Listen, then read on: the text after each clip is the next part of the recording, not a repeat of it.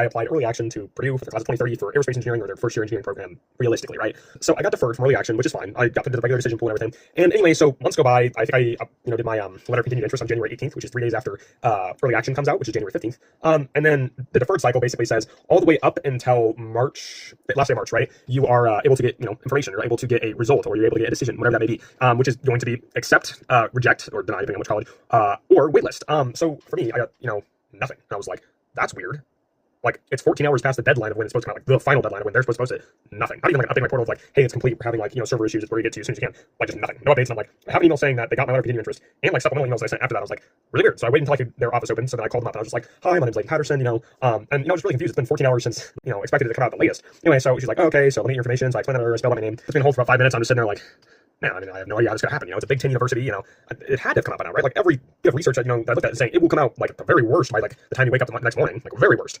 And anyway, so gets back to me and says, Leighton, I'm so sorry. Your application has been entirely missed in the regular decision round. Entirely. There is tens of thousands of applications, all of them, and at least from what I can tell, fully reviewed.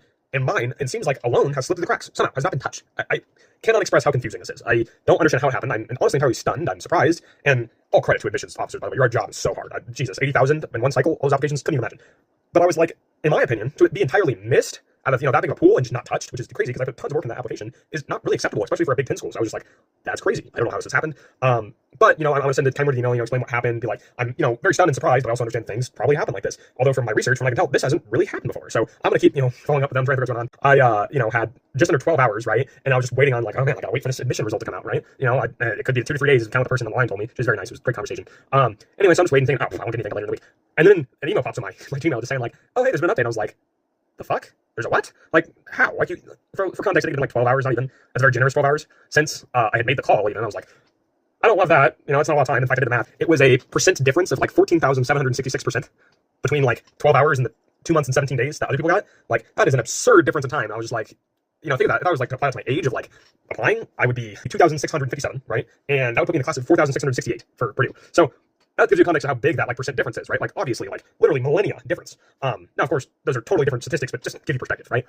So after all of that, right, I'm waitlisted, and I kind of explain in the email, I do not understand how this happened, but I appreciate every single little bit of time that's put forward to it, and I kind of want to understand if maybe it's had anything to do with my waitlist decision. It was just like rushingly do whatever, but we can't technically accept them because I think they filled all the spots, right? And it's just it's a very annoying situation. I feel like it was a little unfair for me, but I'm going to continue forward with what I can, and I guess by June another one of these will be out, which is crazy because they were the first one. And by the way, again, thank you for all the comments on the one. That was great. But I'm Leighton Patterson. Here's my story. Here's what happened. And again, clarify, absolutely no harsh feelings against the university. Just trying to make sure people understand what happened to me. That's crazy. And any updates or whatever, I will make a video about it and keep posting. So this is going to be way sped up, but thank you for watching. Appreciate it.